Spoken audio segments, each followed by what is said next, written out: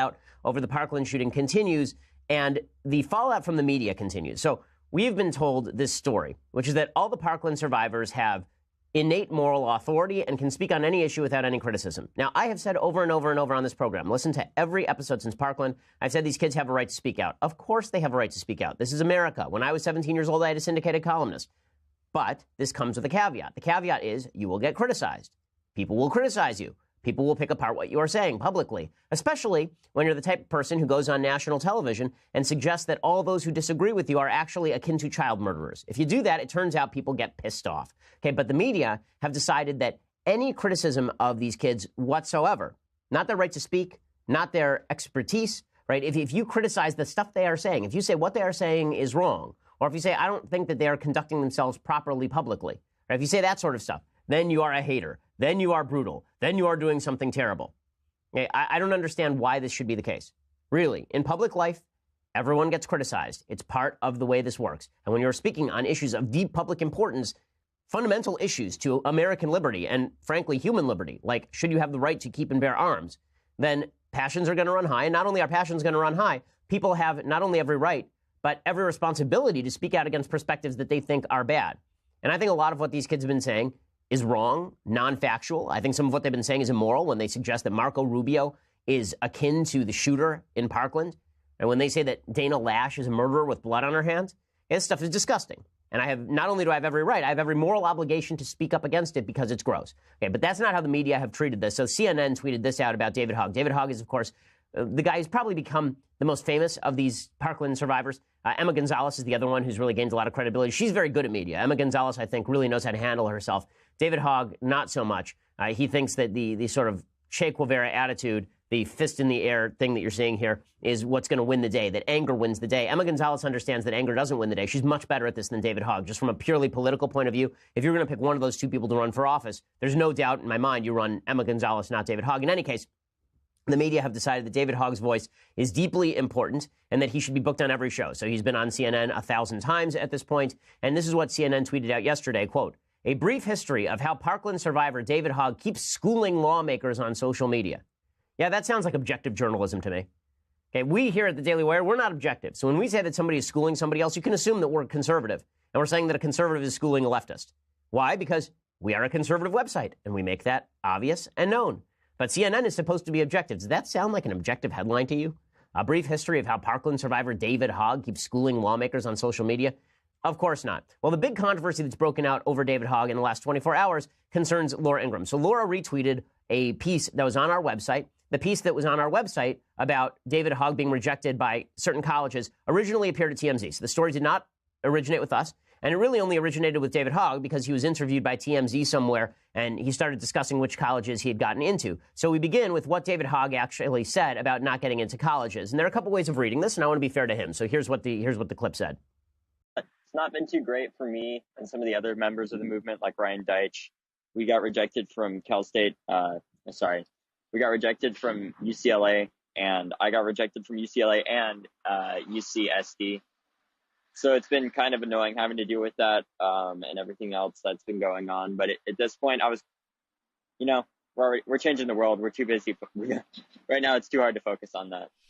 It is absolutely disappointing. But at this point, we're already changing the world. If colleges want to support us in that, great. If they don't, doesn't matter. We're still going to change the world. Okay, so his comments here could have been read in a couple of different ways. The part that you see the slash through, the part where that's cut out there, is where David Hogg says, listen, a lot of people don't actually get into colleges, right? It's not super unpredictable. A lot of people in my class didn't get into a lot of colleges. There are a lot of people who can't afford to go to college.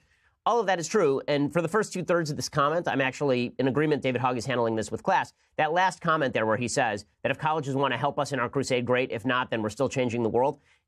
This is where I have a bit of trouble because the implication is where he is, and listen, he's speaking off the cuff, so maybe it's just a mistake. But the implication of what he's saying is the reason that colleges are not letting him in is not because he wasn't qualified. They're not letting him in because of his activism, which, of course, would be incredibly silly.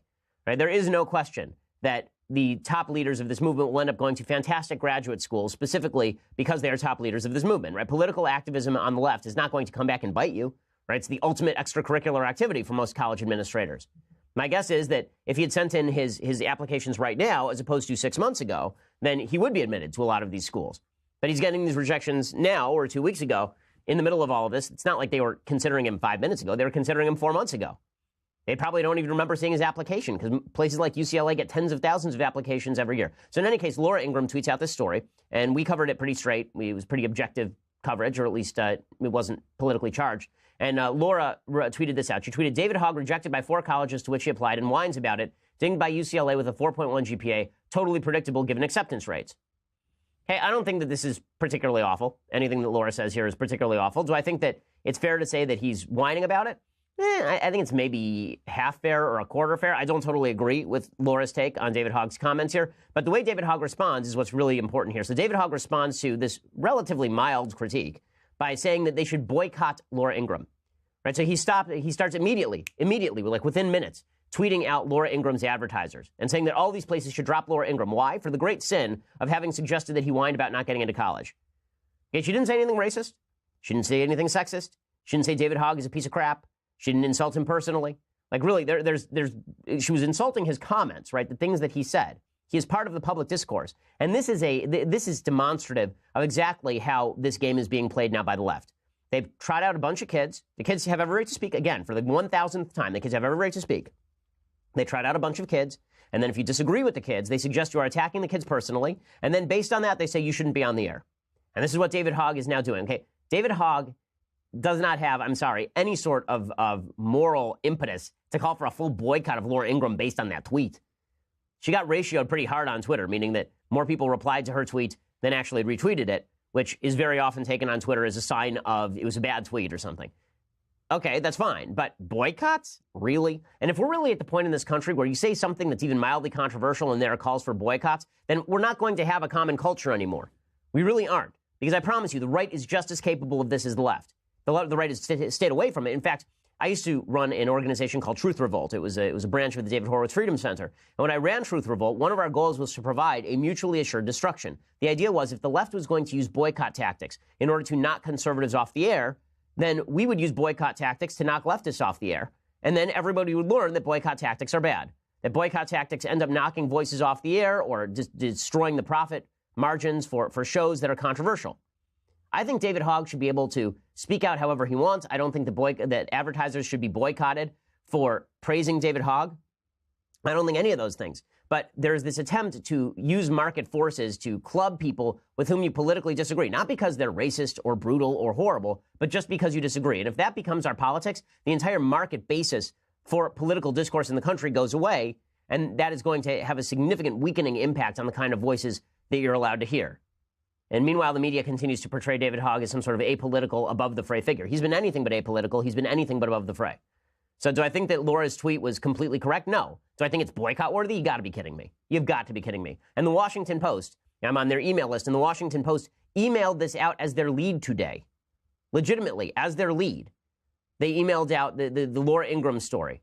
That this was some sort of brutal, terrible thing that had just happened, that Laura Ingraham is deserving of all of this. It's just silliness. But again, it's not particularly shocking because they've done this against virtually every major talk show host. Speaking of which, big announcement for the show, and I might as well make it now.